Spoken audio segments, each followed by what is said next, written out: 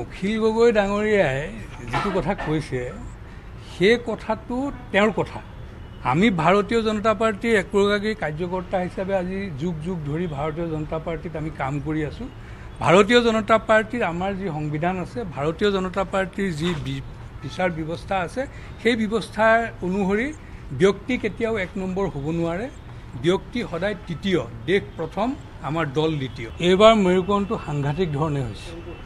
পূৰ্বৰ নিৰ্বাচনবিলাকতো আমি দেখিছোঁ যে মেৰুকৰণ হয়, কিন্তু এইবাৰ ধৰ্মীয়ভাৱে সংখ্যালঘু যিসকল ভোটাৰ আছে সেইসকল কংগ্ৰেছৰ পক্ষত সাংঘাতিক ধৰণে মেৰুকৰণ হোৱা আমি দেখিবলৈ পাইছোঁ।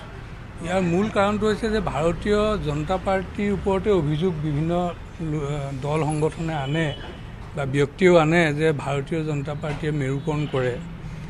আচলতে ভাৰতীয় জনতা পাৰ্টি হৈছে আমাৰ যিটো সভ্যতা, সংস্কৃতি, ঐতিহ্য, পৰম্পৰা যিবিলাক আছে সেইবিলাক কথা আমি কওঁ আৰু সেইবিলাকৰ হৈ আমি ওকালতি কৰোঁ, আৰু তাকে কিছুমানে মেৰুকৰণ কৰা বুলি কয়।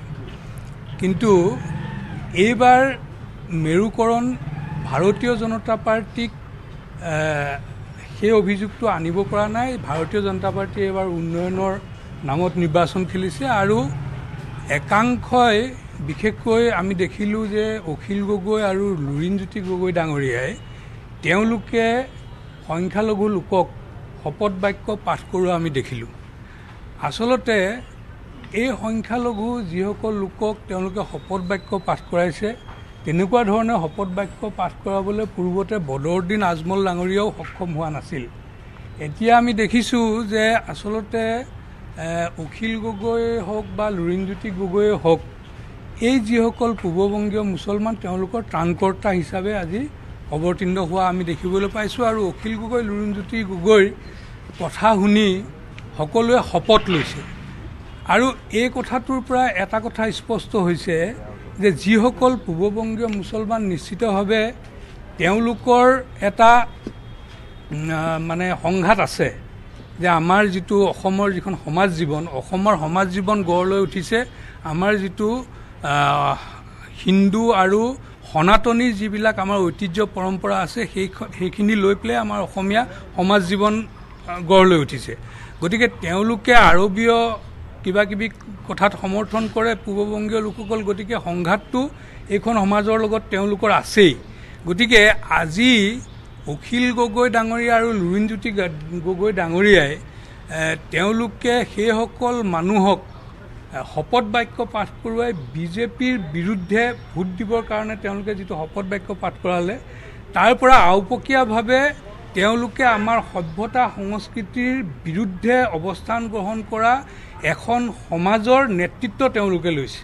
গতিকে আমি চিধা কথাত ক'বলৈ গ'লে এটাই কথা যে অখিল গগৈ ডাঙৰীয়া আৰু লুৰিণজ্যোতি গগৈ ডাঙৰীয়া যদিও আমি দেখাত সনাতনী, তেওঁলোক সনাতন ধৰ্ম ফ'ল' কৰে, কিন্তু তেওঁলোকে পূৰ্ববংগীয় সংখ্যালঘু ইছলামধৰ্মী লোকসকলৰ আজি নেতা হিচাপে তেওঁলোক পৰিগণিত হৈছে। আৰু স্বাভাৱিকতে তেওঁলোক বেলেগ ধৰ্মৰ হ'লেও ইছলামধৰ্মী লোকসকলে তেওঁলোকক অখিল গগৈ আৰু লুৰিণজ্যোতি গগৈক তেওঁলোকৰ ত্ৰাণকৰ্তা হিচাপে তেওঁলোকে গ্ৰহণ কৰিছে। আৰু অখিল গগৈ ডাঙৰীয়া আৰু লুৰিণজ্যোতি গগৈ ডাঙৰীয়াই এই বদৰুদ্দিন আজমলৰ স্থানটো তেওঁলোকে ল'বৰ কাৰণে সক্ষম হৈছে বুলি আমাৰ অনুভৱ হয়। কথাবিলাক স্পষ্ট হ'ব, 4 তাৰিখে যেতিয়া ৰিজাল্ট দিব তেতিয়াই গোটেই কথাবিলাক স্পষ্ট হ'ব। আৰু এইবাৰ নিশ্চিতভাৱে মেৰুকৰণ হৈছে, আৰু এই মেৰুকৰণ কৰিছে অখিল গগৈ আৰু লুৰিণজ্যোতি গগৈ ডাঙৰীয়াই।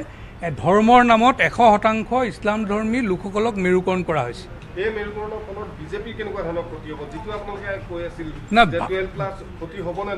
চাওক, ভাৰতীয় জনতা পাৰ্টি আমাৰ এটা নিৰ্দিষ্ট লক্ষ্য আছে। আমি ভাৰতীয় যি সভ্যতা সংস্কৃতি তাৰ পক্ষত আমি আছোঁ। ৰাজনৈতিকভাৱে লাভালাভ হ'ব নহ'ব সেইটো এটা সুকীয়া কথা, কিন্তু নীতিগতভাৱে ভাৰতীয় জনতা পাৰ্টিৰ এই মেৰুকৰণে একো আমাক অসুবিধাত নেপেলায়।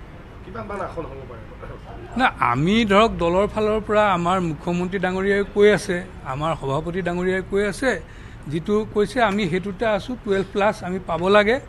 আৰু নিশ্চিতভাৱে এইবাৰ নিৰ্বাচনটো বিশেষকৈ আমাৰ মুখ্যমন্ত্ৰী হিমন্ত বিশ্ব শৰ্মা ডাঙৰীয়াৰ কাৰণে এটা গুৰুত্বপূৰ্ণ নিৰ্বাচন।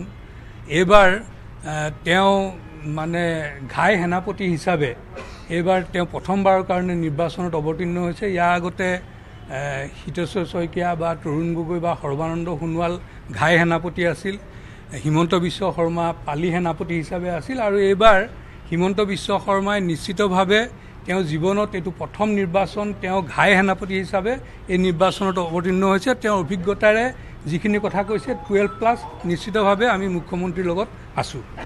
আঞ্চলিকতাবাদী শক্তি মানে এতিয়া তেওঁ কি আঞ্চলিকতাবাদী শক্তিৰ কথা কৈছে সেইটো অলপ চিন্তনীয়, কাৰণ যিটো আঞ্চলিকতাবাদ বুলি ক'লে, জাতীয়তাবাদ বুলি ক'লে আমি যিটো বুজোঁ, আমাৰ অসমীয়া জাতীয়তাবাদে সদায় পূৰ্ববংগীয় মুছলমানৰ লগত বা তেওঁলোকৰ চিন্তা চৰ্চাৰ লগত আমাৰ সদায় যুঁজ হৈ আহিছে।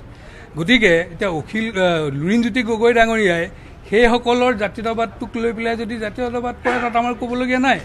কিন্তু জাতীয়তাবাদ মানে আমি এইটোৱে বুজোঁ যে আমাৰ যিটো কৃষ্টি সংস্কৃতি, অসমীয়া সমাজৰ যিটো ঐতিহ্য পৰম্পৰা আছে, সেইটোৱে আমাৰ জাতীয়তাবাদ। আমাৰ পূৰ্ববংগীয় মূলৰ মুছলমানৰ চিন্তাধাৰাটো আমাৰ জাতীয়তাবাদ কেতিয়াও হ'ব নোৱাৰে।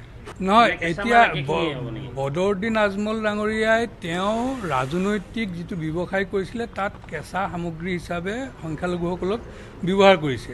এইবাৰ কংগ্ৰেছ, লুৰিণজ্যোতি গগৈ আৰু অখিল গগৈয়ে সেইসকল সংখ্যালঘুক ফিনিছ প্ৰডাক্ট হিচাপে এই নিৰ্বাচনত ব্যৱহাৰ কৰিছে।